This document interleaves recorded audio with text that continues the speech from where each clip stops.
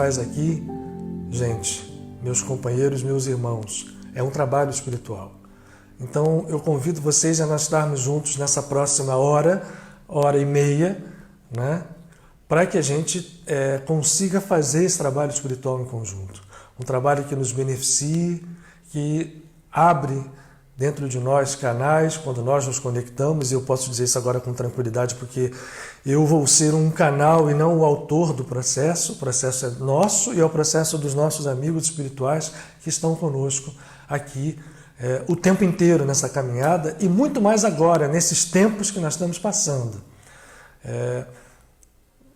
Já são, aqui no Brasil, né, com mais clareza, são 4 meses, mas esse processo vibratório já vem muito mais intenso do que a gente pudesse perceber desde setembro do ano passado.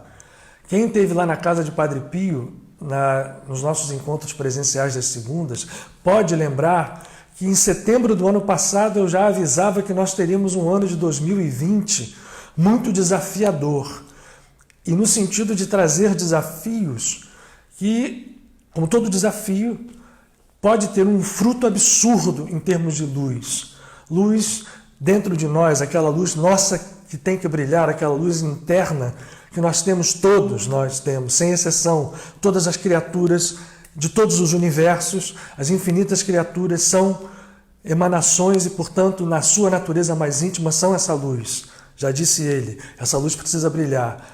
Esse período de desafio que nós estamos passando, né? Que ano passado a gente já avisava, né? Em 2019, em setembro, na época do Rosh Hashanah, eu fiz as comparações que eu sempre faço, vou repetir até hoje um pouco aqui, no período da Quaresma de Miguel Arcanjo, que foi como o cristianismo se adaptou ao período vibratório, né, que caracteriza o que se chama da entrada do Ano Novo Humano, do Rosh Hashanah, a vibração astrológica, né, astral, que é onde está armazenado, a gente pode chamar de vibração akáshica, de onde está armazenada a informação toda do nosso karma, e não só armazenada, como está sendo projetada sobre nós todo o tempo, nas frequências astrais que nós recebemos, as visíveis, as perceptíveis e as não perceptíveis, mas não menos reais. Este processo inteiro ele independe de religião, independe de crença, independe de ninguém tem essa verdade. Isto é uma realidade dentro de onde nós vivemos, desse universo que nós vivemos, e universo esse que a gente não sabe nada dele. Estamos começando agora a abrir os olhos de leve para a sua grandeza e descobrindo que ele é apenas talvez um de outros infinitos universos. Então a grandeza é infinita da criação, e essa nossa estância, né, vamos chamar assim, local, esse sistema solar, onde vibra a estrela que nos dá vida, e aonde vibram as constelações do zodíaco, aonde vibram os planetas, aonde vibram as constelações perto, isto tudo é um conjunto de informação, é um conjunto de vibração, e que está agindo sobre nós. Então, desde o ano passado, nesse ano que a gente chama de 2020, da Era Comum, nós estamos sob a influência poderosa dessas vibrações que estão acontecendo. Estão se expressando agora, né, de 4 meses para cá, com essa pandemia, com esse vírus que a gente não sabe nem o que é. A ciência sabe que é um vírus, mas não sabe como se comporta, não sabe a natureza de um vírus, muitos acham até que não tem vida, né? Mas é um processo vibratório, está influenciando, está fazendo movimentos profundos, ainda que a maioria da raça humana, da humanidade, dos 7 bilhões encarnados, ainda queiram achar que quando aparecer uma vacina, todo mundo toma vacina e tudo volta mais ou menos ao normal. Não será assim. Os processos profundos vão seguem adiante, no próximo ano, no outro ano. E aí vem novamente o conceito do desafio. Quando nos traz um desafio, quando um desafio chega à nossa frente, somos defrontados a um desafio, existe uma chance absurda de nós fazermos essa luz lá dentro, a luz que somos nós, a luz que é imanente em nós, a nossa natureza, a essência verdadeira, que é a luz. Repetindo as palavras de Jesus de Nazaré, Vós sois a luz do mundo. Vós sois a luz do mundo. Olha que coisa profunda. Olha o código nisso. Que brilhe a vossa luz. O desafio que nós estamos sendo agora defrontados, estamos sendo propostos, é fazer brilhar a luz. E brilhar a luz significa entender tudo o que está acontecendo, né? Não nos enganarmos com as artimanhas do ego. Eu falei isso na semana passada, porque a artimanha do ego pode até nos fazer acreditar que nós somos bonzinhos, que estamos ajudando, que estamos fazendo as coisas, estamos fazendo caridade, estamos agindo, estamos aquilo outro. Muito bom isso, muito bonito isso, deve ser feito. Mas o nosso grande desafio é mais profundo, é aquele mergulho profundo que nós todos temos que fazer. E ao fazermos esse mergulho profundo, tudo se unifica. Na verdade, não é nenhuma obra de unificação. Mas é mais do que sendo uma obra de unificação, é uma constatação de uma realidade única que jamais se partiu. A quebra, né, o pecado, o corte que fez com que o ego da raça humana se acreditasse um Deus ou idolatrasse outros deuses, é o mesmo processo, apenas um diferenciado na forma. Ou eu sou Deus, ou aquele meu Deus é aquele lá, é o meu ídolo. É o mesmo processo. Este movimento de separação é ilusório. Jamais houve, jamais haverá. O que nós estamos fazendo agora, então, é uma obra profunda, ou ao menos estamos sendo chamados a fazê-la, e por isso é um desafio.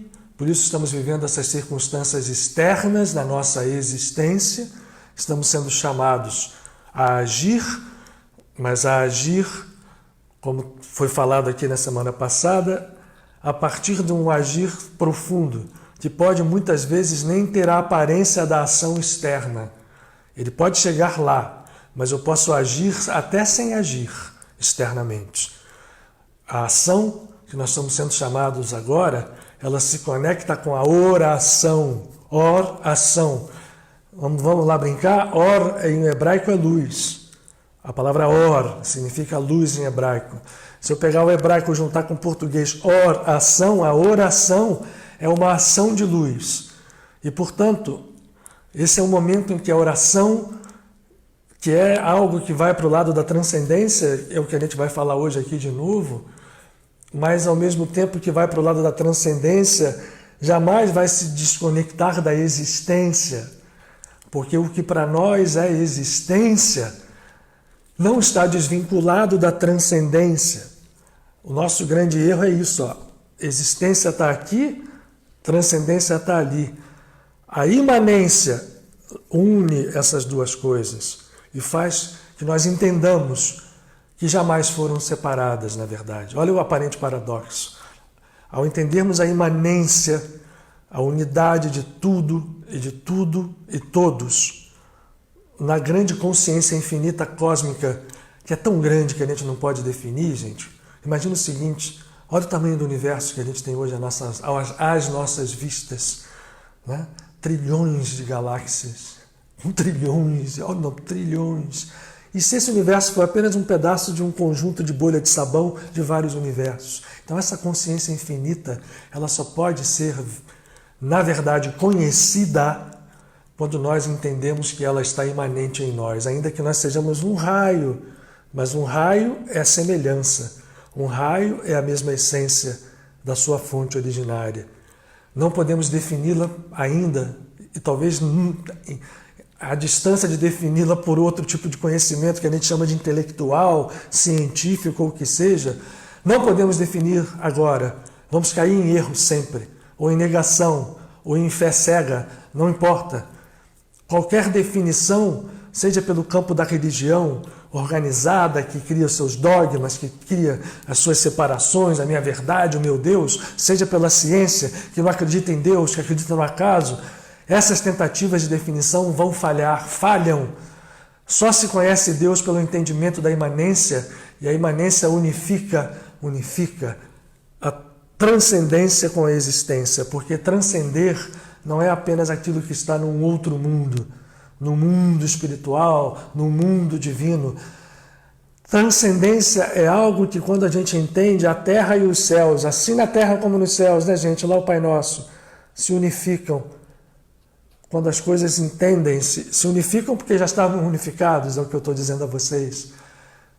Quando isso acontece, nós estamos começando a despertar. E esses momentos que nós vivemos, gente, temos vivido momentos muito duros, em todos os níveis. Se a gente olhar para a situação planetária, a gente vê isso, né?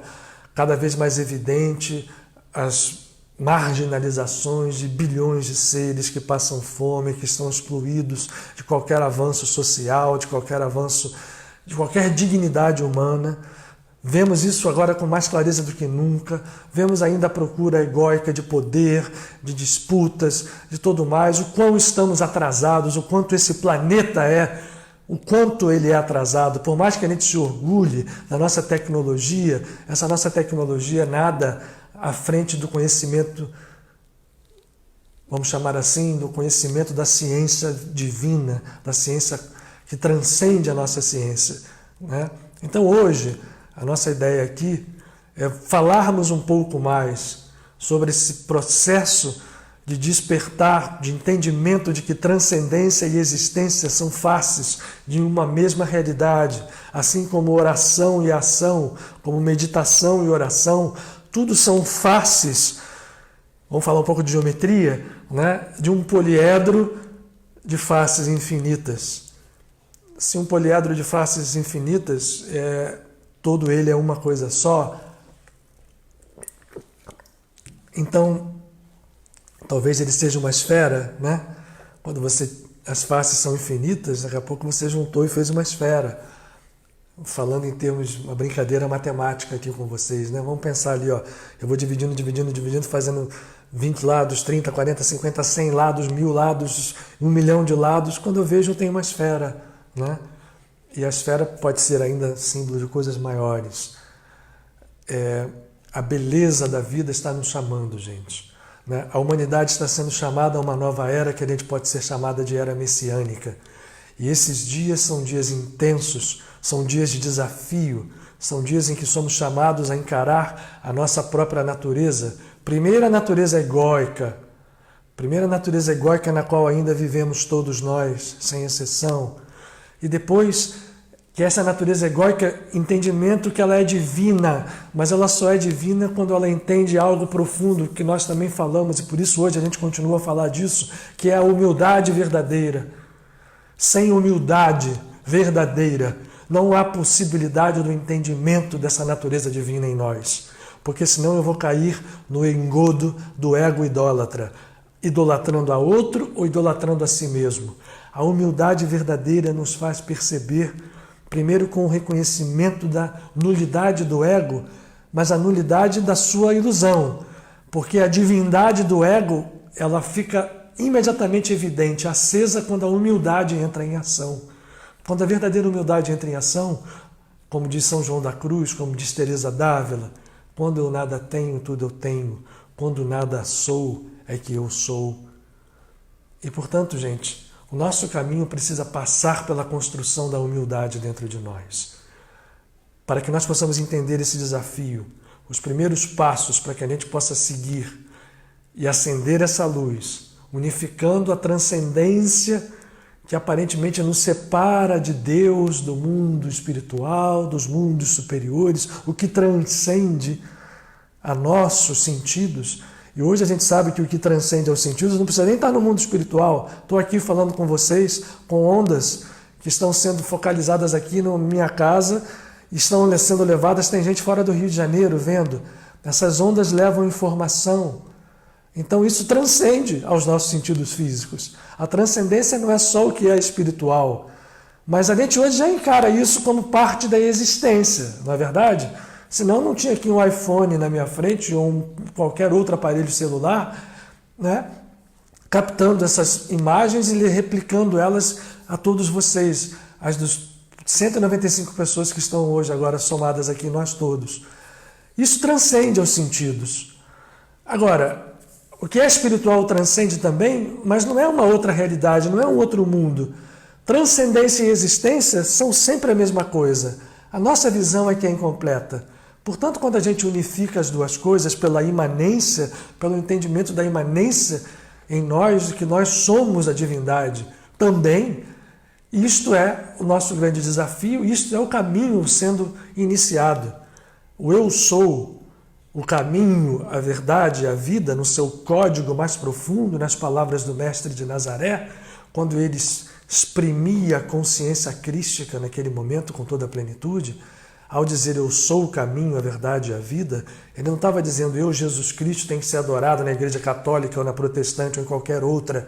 Eu sou, a palavra Ehyeh é um nome divino.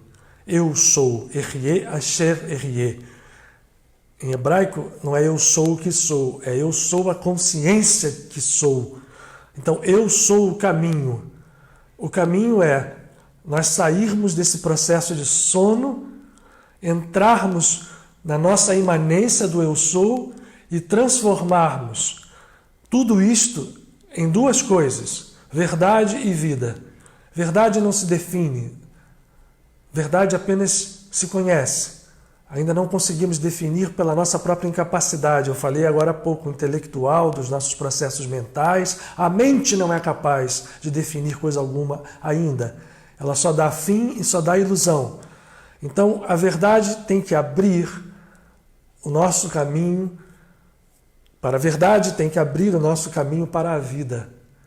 O caminho também, por sua vez, se abre para a verdade e se abre para a vida. E a vida, quando é plena, faz com que caminho e verdade e ela mesma, a vida, se transformem numa só coisa. Portanto, eu sou o caminho, a verdade e a vida, e ninguém vai ao Pai Criador ou à Mãe Criadora senão por esse caminho. Isto é uma verdade absoluta que nada tem a ver com o conceito religioso sectário de chamar Jesus só Ele de Deus, só Ele é isso, só Ele é aquilo. E não é só ele católico, ou só Ele protestante, ou só Ele espírita, porque também tem o Jesus espírita, tem Jesus de tudo quanto é lado, quando nenhum deles espelha com plenitude a consciência crística, que é o que nos interessa, que viveu nele e que precisa ser despertada em nós, precisa ser despertada sem mais demora. Portanto, estamos nesse momento, gente. Estamos num momento muito, eu diria que não é importante, porque importante seria até pouco. Ele é fundamental. É um momento em que todos nós podemos fazer grandes movimentos com pequenos esforços, pequenos mergulhos, vamos chamar assim, dentro de nós mesmos. Um reconhecimento através de trabalhos feitos com a nossa oração diária, com a nossa meditação diária. Vamos fazer com que a meditação seja um instrumento vivo nesses dias, gente. Não vamos deixar de meditar e de orar, ao menos de manhã e à noite. Isso vai fazer com que esses pequenos mergulhos ganhem grandes expressões de movimento, porque está sendo nesse momento, agora eu vou entrar na história dos dias, né? É lógico que isso pode acontecer, qualquer movimento espiritual não tem dia, não tem hora, nem noite, nem dia. Mas, enquanto a gente ainda vive nesse mundo dual, há que aproveitar os momentos vibratórios, porque ainda nós estamos sob a conjunção de forças astrais que são expressas pelas vibrações que chegam a nós todo o tempo, carregando todas elas informações kármicas, não é? Cada constelação do zodíaco, cada planeta, inclusive exoconstelações, não só a nossa roda zodiacal, mas vamos nos manter só nela, já basta, já tem muita informação aí, expressam os nossos karmas individuais e coletivos. E, portanto, momentos durante o ano fazem com que fiquem evidentes mais vibrações, uma característica de uma qualidade assim, uma qualidade desse modo ou de outro. E aí, gente, nesse grande preâmbulo que eu fiz, meia hora quase, de 25 minutos, para que a gente possa estar conectados nesse trabalho espiritual, né? Para que isso tudo possa funcionar para nós como um trabalho efetivo de cura, um trabalho de movimento para que nós possamos vencer esses desafios em todos os seus níveis. Vamos falar um pouquinho dos dias que estamos vivendo. E a peculiaridade desse ano de 2020 é muito grande. Para quem foi entrando ao longo do caminho, né, que está entrando agora, por exemplo, lá desde o ano passado eu já dizia quanto seria importante esse ano 2020 em setembro, porque já desde lá começava esta malha de vibração, essa estrutura vibratória a agir sobre nós, esperando com que nós ou ficássemos alheios e isto funcionasse como uma réplica, um condicionamento automático daquilo, enfim, que tínhamos plantado no passado, ou que nós despertássemos e pudéssemos movimentar forças para tirar e harmonizar o que não estava harmônico. Ou seja, fazer limpezas vibratórias em nossos karmas, entrar em outros estados de consciência. Eu falei isso muito no ano passado e nós estamos agora num momento do ano de 2020 fundamental. Que momento é esse? E o que acontece no ano de 2020? Os calendários que não coincidem nunca ou quase nunca, como por exemplo o calendário gregoriano solar, né, dos meses de janeiro a janeiro, começando o ano ali, não coincidem porque calendários hindus, calendários árabes, calendários da Kabbalah judaico são lunisolares ou lunares. Esse ano, e eu vou falar de um só, o calendário, porque é o mais vinculado à nossa visão, que a gente pode chamar de cristã, porque a obra desse mestre aqui não está desvinculada desse processo maior, enfim. Esse ano as coisas estão muito se juntando, por exemplo, nós entramos no mês de Leão, pela nossa astrologia gregoriana, e entramos no mês de Leão também quase exatamente no mesmo momento pelos meses cabalísticos. O que tem a ver isso? Né? Mês de Leão, mês solar, né? É um mês que no hemisfério norte corresponde ao verão, aqui corresponde ao inverno, mas a gente tem aqui, vocês vejam que sol interessante nós temos aqui nos meses de inverno, no nosso país, na altura onde o Brasil está localizado, né? Sol de maio, esse céu azul e um sol diferenciado também. O que acontece, gente? Esse mês, na visão da Kabbalah, é chamado do mês de Av, o mês do pai. Av significa pai. E o que acontece nesse mês, né, que às vezes se junta com o mês de agosto? E esse ano ele está começando no final de julho, ele vai tomar agosto também. É um mês muito interessante, porque Leão é um signo poderoso, é um signo solar. É o sol que está brilhando ali, é a luz que está brilhando ali. Mas será que a luz brilha em todos nós? Será que nós estamos, eu falei agora o tempo inteiro de luz, será que a nossa luz está brilhando? E se ela está brilhando de uma forma correta, pela via da humildade, pela via do caminho crístico, porque o caminho crístico não está separado da humildade, né? Eu li na semana passada, a humildade nem é mandamento, porque sem ela não tem nem mandamento, sem humildade não tem amor verdadeiro. Essa luz, ou ela está brilhando pela força do ego? Eu acho que infelizmente para nós a resposta ainda é essa luz ainda brilha pela força do ego. Aí o que acontece?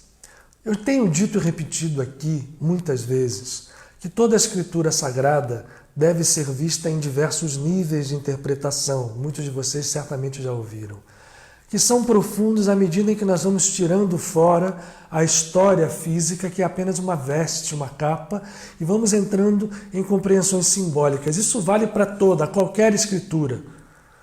Para o Evangelho, para a Torá, para o Bhagavad Gita, para o Mahabharata, para o Alcorão e para todas as escrituras sagradas. Há níveis ocultos que precisam ser desvendados, porque o que está oculto precisa brilhar. É bom ele estar ali atrás, que eu aponto sempre ali para ele. Isso é uma voz poderosa, né, que transcende ao homem, o brilhante, belíssimo homem que foi o Jesus de Nazaré. Mas o que nós estamos falando aqui é de uma consciência que transcende e que ele foi o primeiro a apontar a possibilidade da nossa imanência nesse mesmo estado, da nossa existência ser transformada pelo entendimento da imanência que conecta existência e transcendência, tema de hoje. Bom, gente, o que acontece? Nos códigos das Escrituras, quando a gente olha a Torá, Existe lá uma descrição, a Torá são 5 livros, para quem não sabe, são um Pentateuco, o Antigo Testamento, os 5 primeiros livros de Moisés, chamado Pentateuco, por isso. Está lá descrito a saída dos judeus depois do Gênesis, do Abraão, do Isaac e Jacó, a saída dos hebreus, né? Vamos falar porque os hebreus são todas as tribos, uma delas era Judá, os judeus. Os hebreus saem do Egito e vão para o deserto, todo mundo conhece essa história, e todo mundo conhece a história do bezerro de ouro. O bezerro de ouro é um dos símbolos mais profundos, eu falei aqui da vaca vermelha, né? O boi simboliza aquela estrutura, isso está presente inclusive na mitologia grega, né? No Minotauro, no touro branco de Minos, que Hércules vai trazer no seu primeiro grande trabalho, dos seus 12 trabalhos. Mas, quando Moisés... Depois que existe aquela fantástica fenômenos de efeito físico que acontece naquele momento lá no alto do Sinaí, no alto do monte, Moisés fica 40 dias lá. E quando vão passando os 40 dias, o pessoal aqui embaixo fala, será que ele morreu? Será que é tudo? E aí a força espiritual vai se desfazendo, o ego vai prevalecendo. E o que eles fazem? Fazem um bezerro para adorar. O símbolo nisso é maravilhoso, né? Moisés subiu ao monte e está mostrando que a consciência daquele monte tem que ser trazida para baixo. E ele está trabalhando 40 dias para que isto venha. Ou seja, esta consciência, Moisés, lembrem disso, gente, cada personagem desses vive dentro de nós. Em quem está aqui, quem está conosco em nossas outras conversas, nossos outros encontros, já ouviu isso. Quando eu falei de João Batista, todos os personagens, quando a gente vai descendo de nível de entendimento, podem ser referenciados a estruturas dentro de nós, a estruturas das nossas personalidades. Moisés, então, é o nosso ego subindo a montanha, e ele quer encontrar a divindade, ele encontrou, e ele agora quer vir de novo para a planície para poder juntar com toda aquela população, aquele povo todo que vive dentro de nós. Só que aquele povo todo está vivendo sobre influência kármica, é uma bagunça danada dentro da gente, nós somos seres partidos, somos seres por pecado, e aí, o cara não vai voltar mais não, vamos fazer o seguinte, vamos fazer um bezerro, e vamos adorar esse bezerro.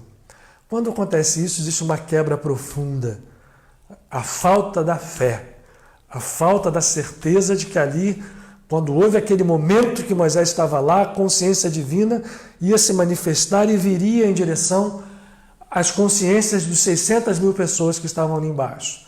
Quando isso acontece, a fé quebra. O Moisés, quando desce, ouve a festa, quem já viu os filmes, né? O pessoal em volta do bezerro, ele fica tão louco que ele pega as pedras da Torá, as tábuas onde tinha sido gravado pela própria mão divina, outro símbolo, ele quebra aquilo. Quebrou-se. Muito bem. Para isso, então, tem que se fazer uma porção de movimentos, símbolos e símbolos atrás disso, né? O povo depois não entra. E são os 40 anos de deserto. É o número 40 sempre, que mostra os trabalhos que o ego precisa fazer. Que símbolo é esse? Ora, depois dessa história toda, né, o dia do bezerro ficou marcado. E aí, a tradição espiritual que está hoje nas mãos do conhecimento cabalístico nos fala de 3 semanas intensas, que vão desde o dia 17 do mês de Câncer, Tammuz em hebraico, até o dia 9 do mês de Ave, o mês que nós entramos, anteontem, né? Então, vamos ver se o que acontece? Esse mês, essas 3 semanas intensas, que vão de 17 de Tammuz a 9 de Ave, são 3 semanas que, quando a gente está no nível do ego, são muito duras. E para o povo hebreu é muito duro mesmo, porque 9 de Ave, onde termina, nesse dia aconteceram muitas coisas ruins com o povo hebreu. Hoje é 2 de Ave, obrigado, Dave. Quando chega no dia 9 de Ave, houve na história do povo hebreu muita coisa. Os templos de Jerusalém foram destruídos 2 vezes, o povo judeu foi expulso da Espanha, e é um dia que é muito duro. Mas a pergunta é, por quê? E a resposta é, pela boca dos mestres cabalistas, esse dia, que é muito duro, só é muito duro porque nós, e não são somente os judeus, vamos generalizar isto para toda a humanidade, ainda que a gente não saiba. Como a gente ainda vive no ego, são momentos em que o ego vai nos cobrar, os nossos movimentos egóicos vão cobrar. Por quê? Porque esse dia 9 do mês de Ave, que é o mês do Pai, é o dia onde existe a maior possibilidade de se despertar em nós a consciência messiânica. Olha o paradoxo. É o dia onde a luz brilha com mais intensidade. E normalmente o que acontece quando a gente vive no ego é que esta luz que brilha com mais intensidade, ela nos cega. E nos mantém cegos e, portanto, nos cobra karmicamente todos os eventos que nós viemos construindo ao longo da vida. Principalmente, mais especificamente, os últimos. Mas todo 9 de Ave passa por nós como uma possibilidade perdida, porque a maioria de nós vive na consciência egóica e vai passar por esse 9 de Ave ou pelo mês de agosto de uma forma recebendo cobranças kármicas plantadas por nós mesmos. Não é culpa de ninguém, não é Deus castigando, isso não existe. Só que esse 9 de Ave é um dia que, vou repetir, onde mais brilha a luz. E se nós estivermos conectados, ele pode se transformar no dia mais brilhante do ano. O potencial existe. A realidade dele se tornar existência depende de nós. Então, nós estamos passando por 3 semanas que costumam ser duras, mas se nós estivermos num processo de trabalho interno, nesse mergulho interno, seja por qual corrente, eu estou falando aqui uma coisa, mas não precisa ser cabalista nem judeu, porque é um processo universal. Na casa de Padre Pio, a gente trata os processos todos como processos universais, que não estão ligados a correntes sectárias nenhumas. Então, eu só estou apontando esse 9 de Ave e vou dar só uma curiosidade para vocês que muitos já ouviram. Ele é conhecido dentro da Kabbalah como o dia do Consolador. Consolador em hebraico é Menachem, é o dia do Consolador do Pai. Menachem Ave. Ave é Pai, Menachem é Consolador. 9 de Ave é o dia do nascimento do Mashiach. E o que é o Mashiach ou o Messias? Não é uma pessoa, a gente já sabe disso. O primeiro a dizer que não era uma pessoa foi ele, aqui atrás. Por quê? Vão lá no Evangelho de João, gente, e olhem lá no Evangelho de João, no final, eu não vou saber dizer o capítulo, nem quero olhar aqui para a gente não perder tempo, mas no momento crucial do Evangelho é isso, Carmen, são para todos. No momento crucial desse Evangelho, ele diz assim, é importante que eu vá para que venha o Consolador do Pai. E aí ele fala muitas outras coisas muito belas. Se nós destrincharmos essas palavras e olharmos o símbolo que está por dentro, Jesus está dizendo, eu tenho a consciência crística desperta sim, mas eu não sou o dono da consciência crística nem o único. Eu não sou o único Cristo. Todos são Cristos. Só que vocês são Cristos dormindo, são Cristos em pecado porque estão iludidos, separados, cortados do tronco principal da árvore da vida. Mas então eu indo, o que era eu ir? Ele passar pelo que ele passou, ele retomar a sua vida em toda a plenitude, porque isso é uma característica das consciências despertas, né? Não é dele só. A sobrevivência à morte é uma lei normal da vida, e você retomar ter controle sobre isso é um estado de consciência que é aonde vive o que nós chamamos de consciência crística, e ele, ao fazer isso, disse, eu vou. Para quê? Para que venha o Menachem Ave, o Consolador do Pai, o Cristo. Então, gente, o que nós precisamos fazer hoje é um desafio profundo, porque nós podemos fazer não acontecer uma coisa ruim, nós podemos fazer com que a nossa luz brilhe. E 9 de Ave pode ser a oportunidade sagrada principalmente nesse ano que nós estamos passando. 9 de Ave cai dia 29 de julho, obrigado Carmen, às 18 horas, e vai até dia 30 de julho, nas 18 horas do dia 30 de julho.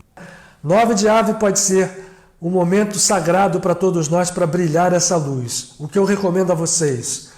Aproveitem esses dias para intensificar as suas orações. Aproveitem esses dias que vai até o dia 29, até o dia 30, como nos falou a Carmen aqui. Obrigado, Carmen. Para a gente intensificar esses dias, cada dia. São poucos dias, a gente já está hoje no dia 23, né? Cada dia vai ser importante para quando a gente chegar no dia 9, a gente ter uma chance de permitir que o Consolador do Pai, o Menachem Nave, se manifeste por nós. Nós somos o Consolador do Pai. É o Espírito Santo. Esse nome Consolador foi agregado no cristianismo ao Espírito Santo, ao Paráclito, que a palavra Paráclito tem a ver com Consolador. Então, é um estado de consciência que precisa ser desperto em nós. E não há melhor época do ano, apesar de todo dia é dia, toda hora é hora. Mas a gente precisa saber que há momentos, principalmente quando a gente vive nesse mundo partido, que nos favorecem, nos chamam. Estamos sendo chamados. Aí eu quero falar para vocês um pouquinho, gente, já que a gente entrou então em dias, que dias belos que a gente está se encontrando, essas quintas-feiras são fantásticas. Eu não sei se alguém sabe que dia de hoje, que santo católico ou da igreja cristã hoje é comemorado. Aliás, são vários santos no mesmo dia, mas hoje tem uma santa muito especial, Santa Brígida, muito pouco conhecida talvez, né? Mais conhecida na Europa do que aqui, e é um espírito cósmico que é comemorado hoje, como ontem foi comemorado Maria Madalena, né? A grande companheira, alguém já botou ali, né, Nilma? Maria Madalena foi comemorada ontem, e hoje se comemora Brígida de Vadstena.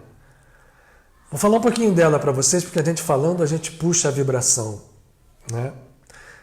Porque tem a ver com Madalena, tá, gente? Muito interessante, porque apesar dela ter vivido 1.300 anos depois, a figura materna, Madalena, que nos vincula profundamente à face divina da mãe, a face da mãe divina, a mãe cósmica.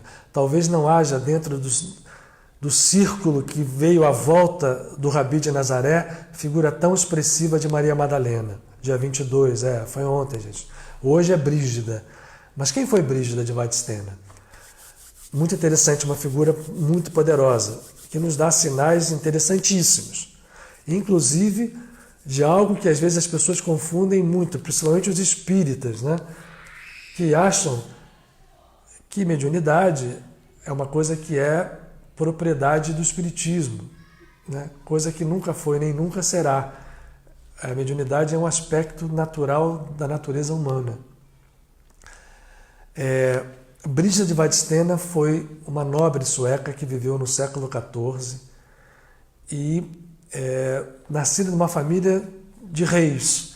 Vários dos seus antepassados tinham sido reis da Suécia, que era um país lá do norte da Europa, né? Tinha se transformado em país cristão, mas tinha muitas outras tradições junto. E ela sempre foi, desde pequena, uma menina diferenciada, com uma sensibilidade absurda. E se casou com um nobre, que era filho ou sobrinho do rei, e viveu dentro da corte sueca.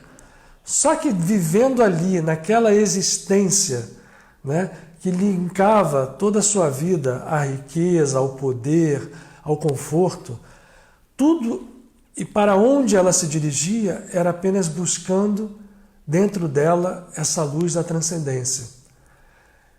Na Suécia, primeiro ela começou a mostrar o seu poder enorme como uma nobre muito rica, fazendo obras e obras de caridade. Mas não eram apenas obras externas. Ela era uma pessoa em que tudo nela era um.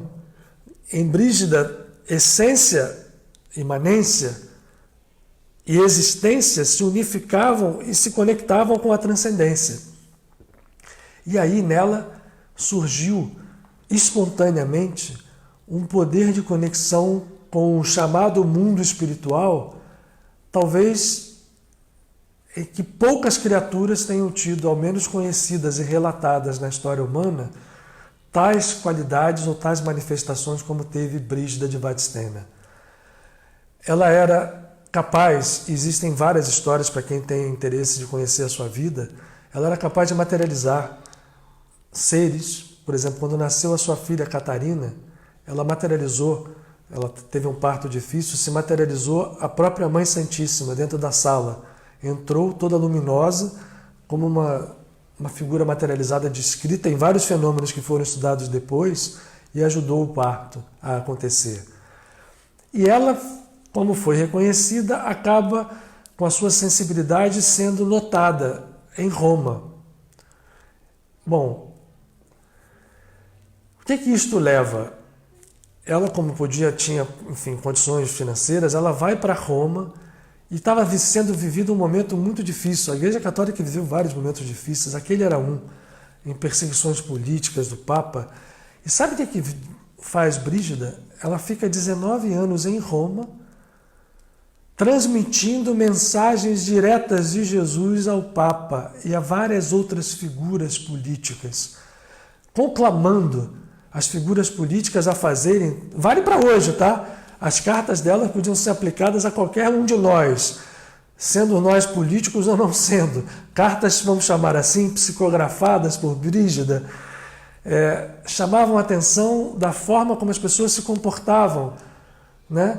No sentido de não entender que o mundo não se compõe apenas da materialidade ou apenas da espiritualidade.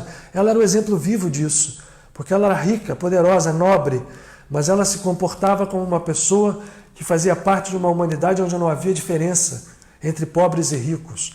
Ela diretamente ia, atendia as pessoas, ela curava as pessoas, e ela teve durante 19 anos esse trabalho incansável de psicografar, de registrar mensagens do plano transcendente para a existência confusa da ocidentalidade europeia naquele momento, principalmente da católica. Olha que ser! E há relatos maravilhosos. Ela era discípula, tinha uma adoração por Francisco de Assis e por Clara de Assis. E ela fez peregrinações com a sua filha Catarina a vários lugares, a vários santuários. Era muito comum isso, né? E foi a Jerusalém. E vocês imaginam o que aconteceu em Jerusalém.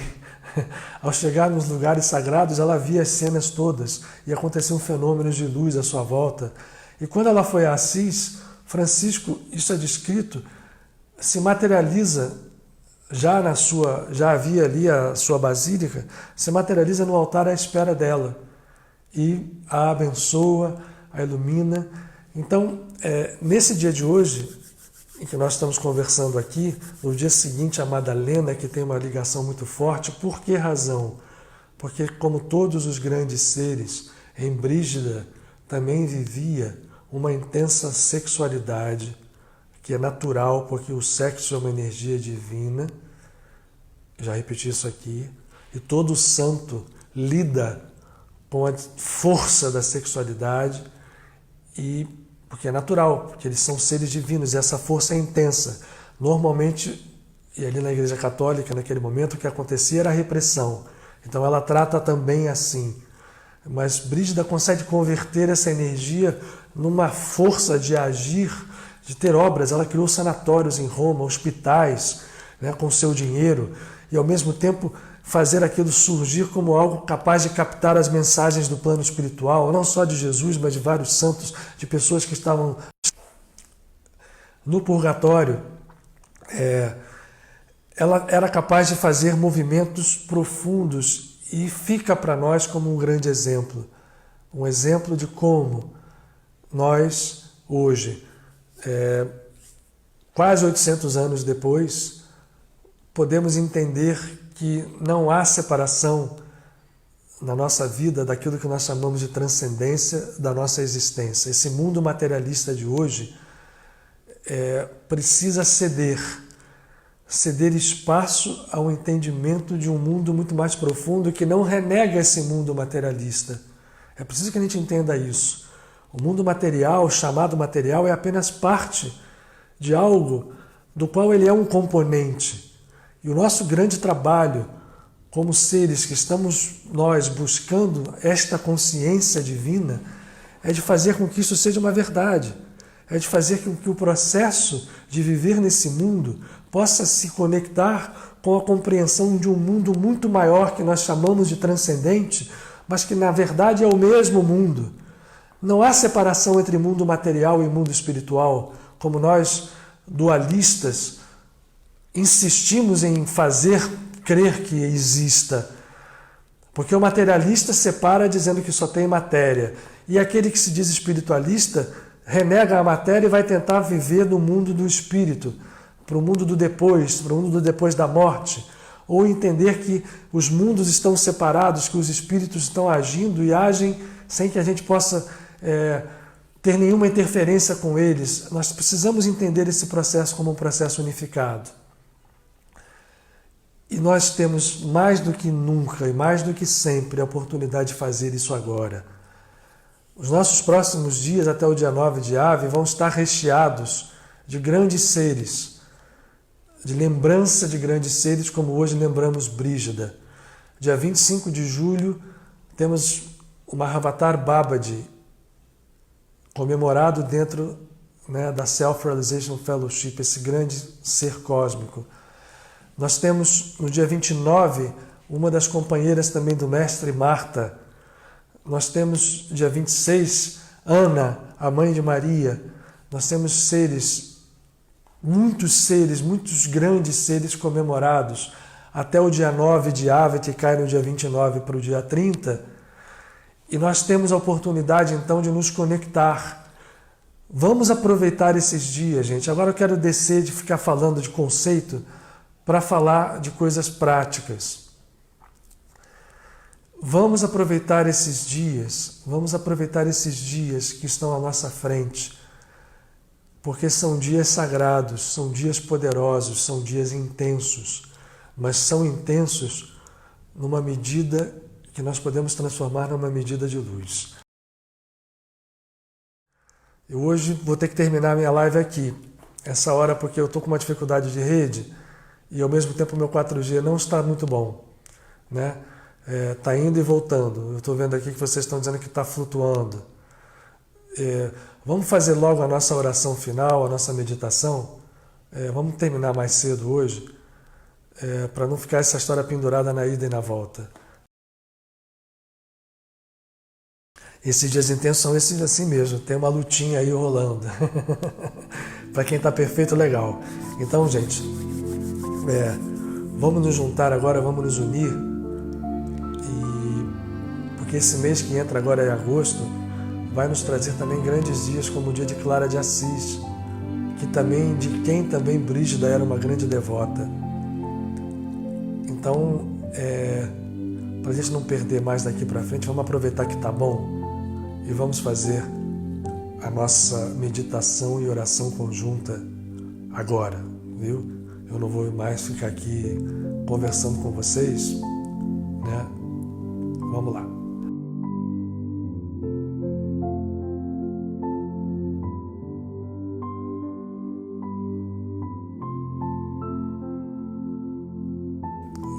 Vamos pensar aqui em conjunto, então, enquanto eu estou falando, nos preparando para entrar nesse estado de conexão, que todos esses seres que a gente nomeia aqui, todos esses santos de todas as religiões, são seres que para nós servem de modelo.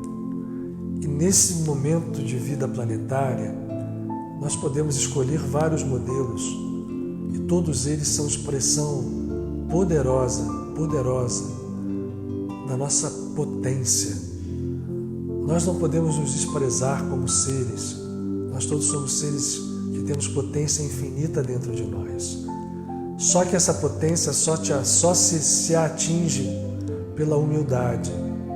Então, nesses momentos agora, que a gente está começando a unir coração e pensamento, pensando agora sim que em cada um de nós essa potência infinita se manifeste de alguma forma.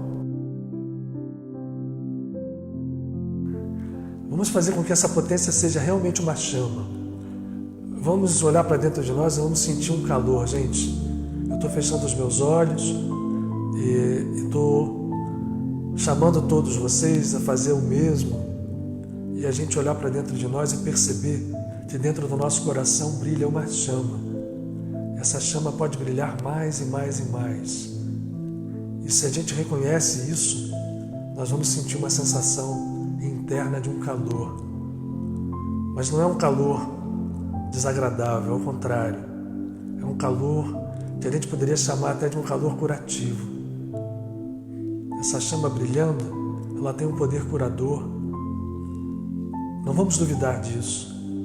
Isso é um poder comum a toda criatura. Esteja ela onde estiver no universo, toda criatura, esteja ela no estágio que estiver de consciência, esta potência existe. E eu vou repetir, ela só se atinge pela humildade, mas quando ela é reconhecida, quando ela é tornada existente, e aí vemos o conceito da palavra existência, exis, onde ela se manifesta, não é fora de nós, é apenas se tornar manifesta, reconhecida, porque existência, imanência, transcendência são apenas uma e só coisa.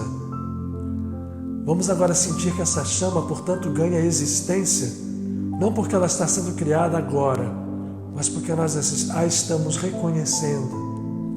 Isto a torna ativa, mas não porque ela não esteja e não tenha sido ativa antes, ela apenas não foi reconhecida. E vamos sentir esse calor dentro de nós. Vamos respirar, inspirar e expirar, e sentir que nós somos 219 pessoas físicas incorporadas a um feixe de matéria que também é frequência e energia física, mas ao lado de nós talvez haja milhares de outros seres que, se não vemos, são mais reais do que nós. São anjos? Sim, mas são anjos, muitos deles que viveram entre nós, outros nem tanto. Mas nesse momento essa luz que brilha em nós vai se unificando uma a outra. Nós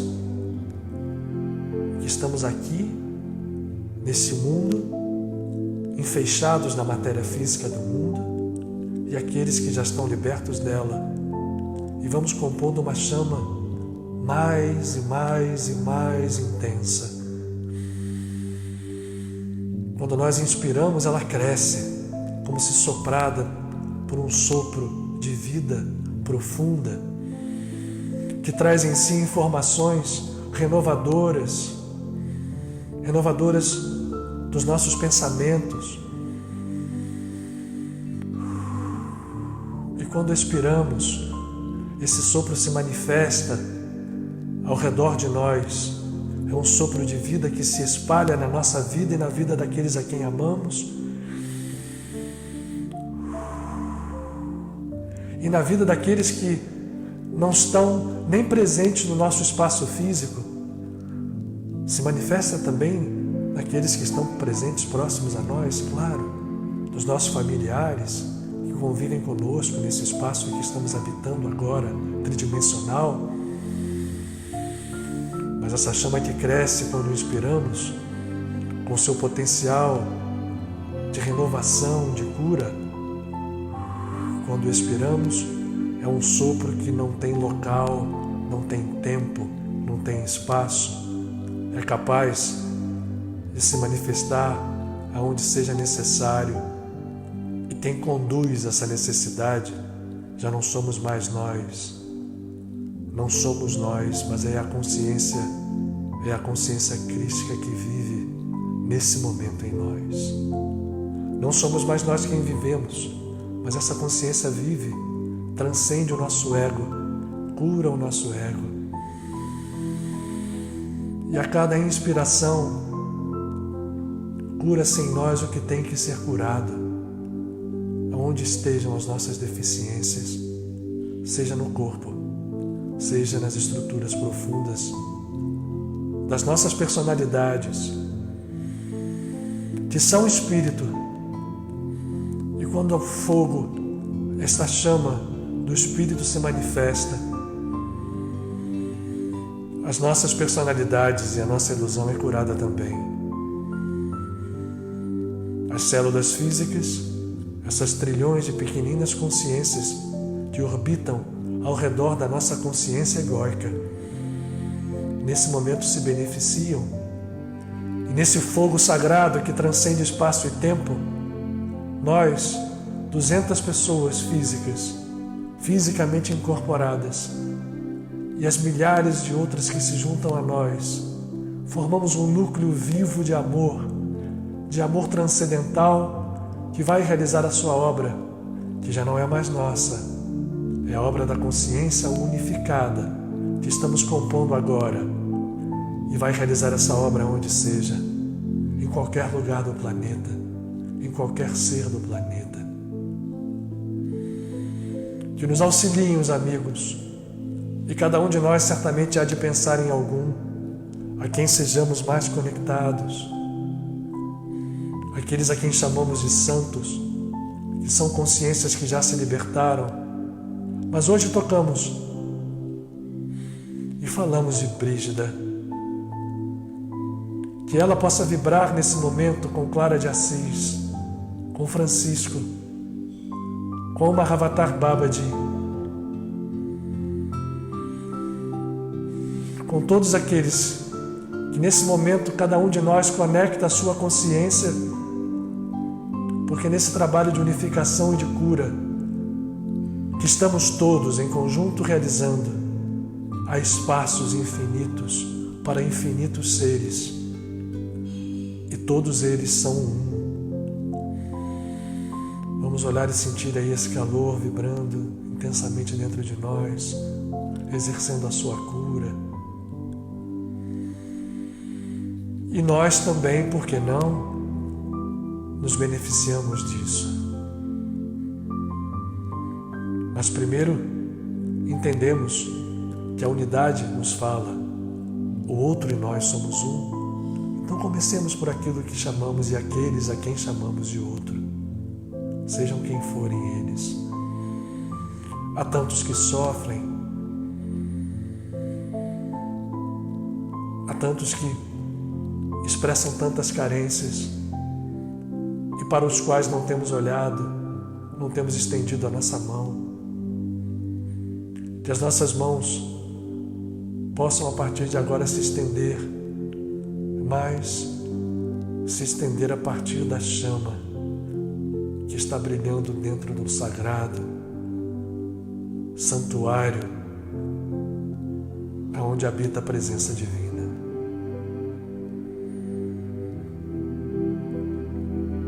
Vamos sentir esse trabalho sendo realizado. Vamos sentir que ele não pertence a nós e é nosso. Esse é o divino paradoxo da luz. Ela brilha, ela evidencia a treva, mas ela, por sua vez, absorve a treva. E as duas são uma só luz que brilha mais intensa, mais profunda, mais bela.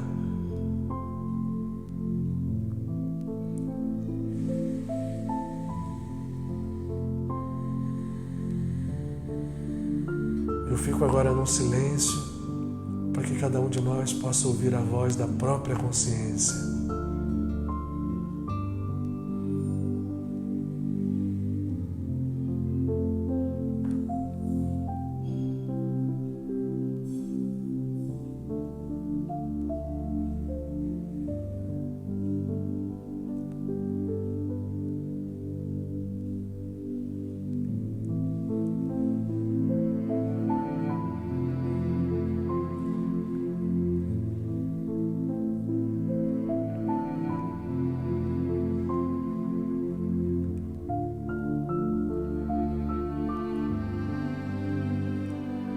Essa chama nos fala de amor,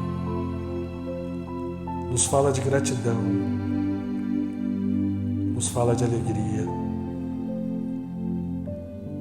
nos fala de paz. E falando de amor, de gratidão, de alegria e de paz, nos fala de vida.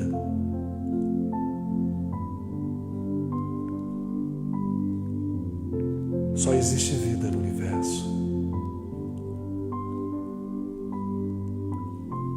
A única morte que existe é aquela que acreditamos existir por termos fechado os nossos olhos e escolhido o sono da consciência. Mas a hora é de abrir os olhos. Esta consciência é vida. E só a vida faz o sentido que transcende e existe e que é imanente. E essa vida e esta potência, pela via da humildade, é direito nosso. Eu vou repetir, é direito nosso. Mas só assumirá esse direito em toda a plenitude aquele que abrir mão e enxergar o seu ego como pobre, para que ele, ego, seja enriquecido pela humildade, com essa luz brilhando e brilhando e brilhando, curando, renovando, revivendo cada vez mais.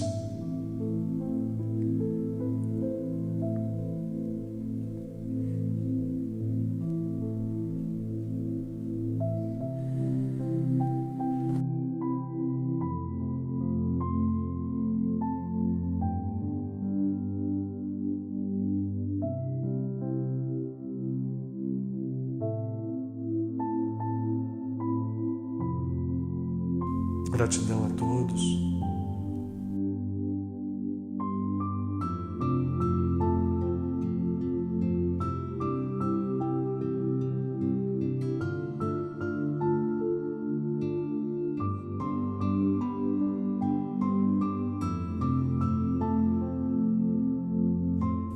Hoje terminamos mais cedo, mas eu acho que fizemos mais do que naqueles dias que a gente ficou de falatório aqui.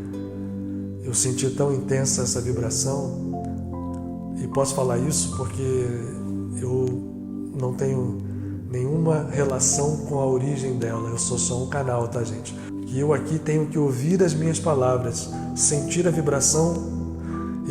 Meu ego, precisa ouvir como canal aquilo que está sendo falado através de mim. Por isso eu posso falar, sem que, enfim, ou com o mínimo possível de vaidade. Eu procuro lutar contra ela todos os dias, eu faço esse trabalho realmente. Então, a gratidão toda a vocês, o meu amor a vocês, que nós possamos aproveitar esses dias, eu vou relembrar, até o dia 29 de julho, para transformar esse dia, não mais num dia triste, mas num dia de luz. E que a luz continue brilhando, brilhando e brilhando e brilhando cada vez mais. Muita gratidão. Eu estou sentindo mesmo, gente, é muita vibração, é muito amor. Muito obrigado a esses amigos todos que estão conosco aqui, a Brígida, que ela possa brilhar, Brígida, brilhar. Que a paz seja com vocês, meus irmãos, muito, muito, que a gente esteja fortes, unidos, fazendo esse desafio, gerar cada vez mais luz, aprendizado, força, alegria e vitória, para todos nós. Muita luz, gente.